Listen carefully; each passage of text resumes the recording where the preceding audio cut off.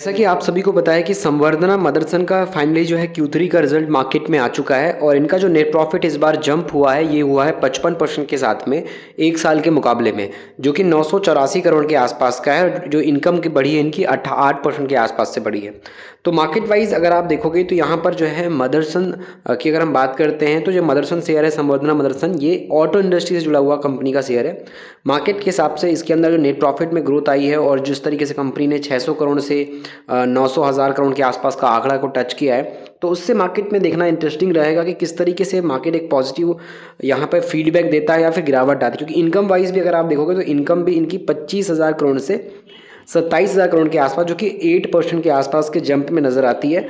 तो उस हिसाब से चलिए कंपनी की बात करेंगे यहाँ पे बिजनेस के बारे में और कंपनी पे डिटेल में चर्चा करेंगे। Q3 रिजल्ट के हिसाब से मार्केट में अभी क्या कंपनी की कंडीशन है, जो लोग बिजनेस नहीं जानते तो कंपनी क्या बिजनेस करती है उसको समझेंगे, कंपनी कहाँ से कितना पैसा बना रही है, फंडामेंटल क्या है, शेयर प्राइस क्या कहता है, सारे पॉइंट को इस वीडियो में हम ध्यान से समझने वाले हैं। बात करते हैं तो ये एक ऐसी कंपनी जिसके शेयर ने 2,56,325% का रिटर्न इन्वेस्टर को निकाल करके दिया है। यानी कि अगर मार्केट के हिसाब से कंपनी की ग्रोथ की बात करें तो जिसने भी इसके अंदर पैसा आज के बात करें कुछ साल पहले 24-25 साल पहले 1999 में लगाया होगा, तो यहाँ पे जो 8 पैसे की वैल्यू थी वो आज के टाइम पे जो है कंपनी 200 रुपये से ऊपर के ले जा चुकी थी। उसके बाद अभी गिरावट आई है। तो यहाँ पर आप सीधे देख पाओगे कि मार्केट के अंदर इसका जो शेयर प्राइस है वो पिछले कुछ टाइम में कितना अच्छा ऊपर गया है। 14 रुपये से देखते देखते 200 तक की जर्नी कर दी इसने। तो यहाँ से भी अगर आप शेयर प्राइस की ग्रोथ देखते हो 2012 के वाले टाइम से भी देखेंगे तो यहाँ पर इजीली इन्वेस्टर का पैसा यहाँ पर कंपनी ने 10 गुना से भी ज़्यादा बढ़ा करके दिया है। तो एक अच्छी खासी ग्रोथ इन्वेस्टर को मिली है और कंपनी का जो पैटर्न है ये काफ़ी बार बहुत बुरी तरीके से गिरावट में नीचे चला जाता है, फिर तेज़ी आती, फिर गिरावट आती, फिर तेज़ी आती है। तो डब्ल्यू पैटर्न अभी उसमें फॉलो हो रहा है। तो उस हिसाब से अभी बड़ी गिरावट मार्केट के हिसाब से नज़र आ रही है।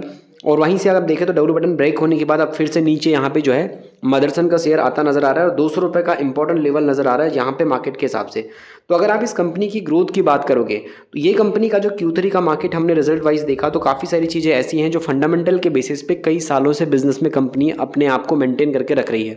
और उन्हीं सब बेसिस पे कंपनी क्या बिजनेस कर रही है और किस तरीके से ग्रोथ कर रही है उसको समझेंगे। क्योंकि अगर आप देखो 2000% का भी रिटर्न मिल जाए तो 2000% का रिटर्न मिल रहा है मतलब किसी कंपनी में हमको जो है 20 गुना पैसा बन रहा है।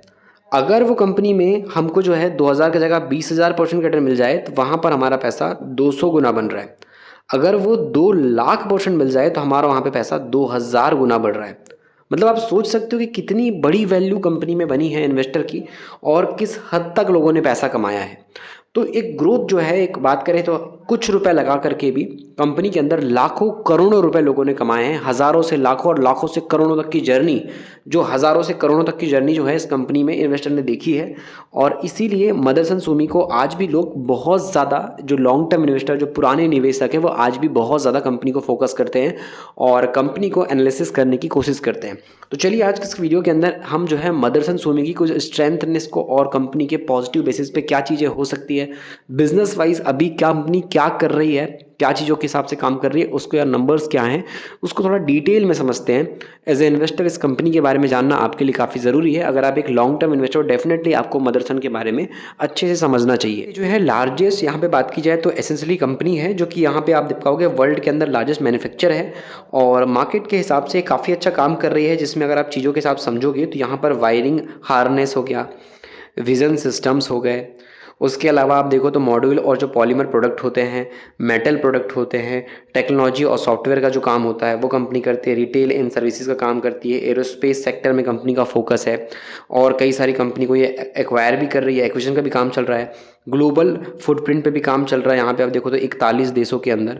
और रेवेन्यू में कंपनी जो कॉन्ट्रीब्यूशन कर रही है उसमें 58% कंपनी का जो पैसा आता है वो टॉप 8 कस्टमर से आता है। अगर आप यहाँ पे बात करें यहाँ पे रेवेन्यू वाले जो कस्टमर्स उसमें देखोगे तो मर्सिडीज बेंज है, ऑडी है, वॉक्सवैगन है, पोर्स है और BMW है, रेनॉल्ट है, मारुति सुजुकी है। ये सब आपको बड़े बड़े ब्रांड जो मार्केट के अंदर बिकते हैं, जिनकी एक ब्रांड वैल्यू क्रिएट है, ऐसी कंपनीज के साथ काम करती नजर आएगी। और यहाँ पर आप मार्केट के हिसाब से देखो तो ग्रोथ भी काफ़ी बड़ी हो रही है।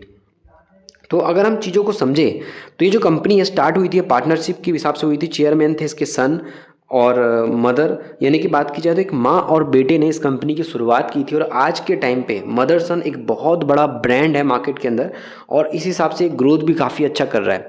तो कंपनी के नंबर्स फंडामेंटल सेल्स के हिसाब से आप समझते हैं क्या कंपनी की यहाँ पे स्ट्रेंथ है और क्या चीज़ें कंपनी में आज भी बहुत ज़्यादा अट्रैक्ट कर सकती है इन्वेस्टर को। टाइम पे मदरसन का जो मार्केट कैप है वो 88,000 करोड़ के आसपास का है।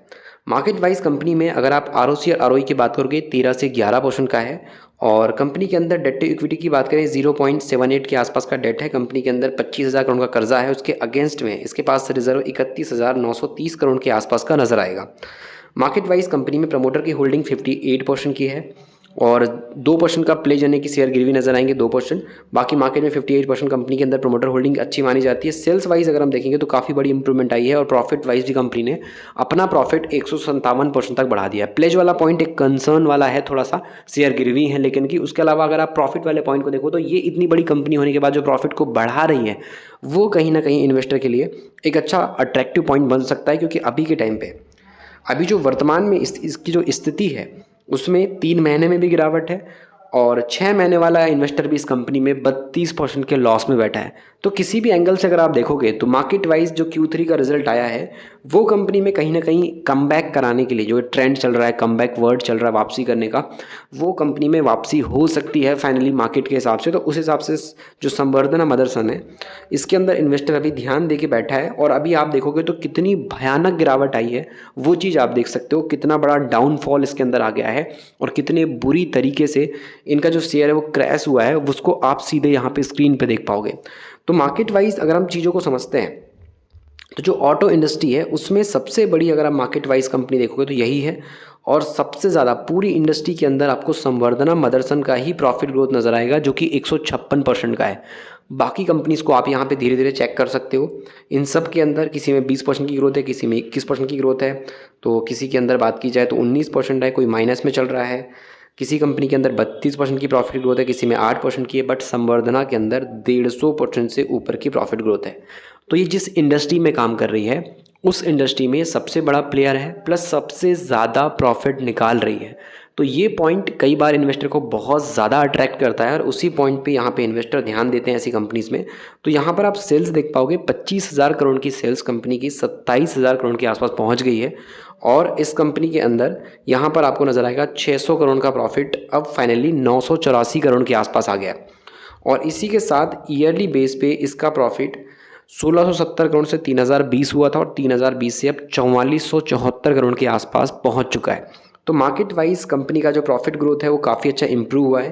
पहले के टाइम पे कंपनी की प्रॉफिट ग्रोथ जो थी वो 3 साल पहले 39% के CAGR से थी, अभी टिल टाइम मंथ के अंदर ये 150% से ऊपर की प्रॉफिट ग्रोथ कंपनी की आ गई है।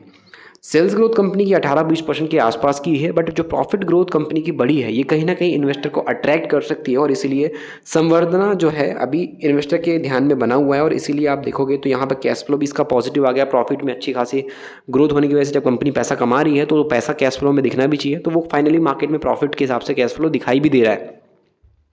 अगर आप चीज़ों को समझते हो तो आपको एक चीज़ समझ में आएगी कि प्रमोटर के बेस पे हम देखेंगे तो इसके अंदर 58% की होल्डिंग है, FIS 14% पे है, लगातार अपना स्टेक बढ़ा रहा है। DIS की होल्डिंग की बात करें तो ये भी आपको नजर आएगा कि 19% के आसपास का स्टेक लेके बैठा है। इतनी बड़ी गिरावट होने के बाद भी संवर्धना के अंदर बड़े इन्वेस्टर अभी भी नज़र गड़ा के बैठे हैं और कहीं ना कहीं इस गिरावट के हिसाब से अब जो फाइनली कंपनी का Q3 आया है, जो प्रॉफिट की ग्रोथ आई है वो कहीं ना कहीं इन्वेस्टर को अट्रैक्ट कर सकती है। इस वजह से आज भी संवर्धना जो है इन्वेस्टर की नज़रों में बैठा है। अगर आपको मार्केट सीखना है तो फिर आप ई बुक पढ़ सकते हो, मिडिल क्लास का स्टॉक मार्केट ई बुक। इस ई बुक में वो सब चीज़ें हैं जो आपको पढ़ना चाहिए मार्केट के लिए। अगर आप नए हो, बिगिनर हो, आपको मार्केट सीखना है, नॉलेज लेनी है, 5 से 7 साल का अनुभव सीखना है, तो डेफिनेटली आपके लिए ई बुक काम आएगी। इसको हमने बहुत ही सिंपल शुद्ध हिंदी में लिखा है।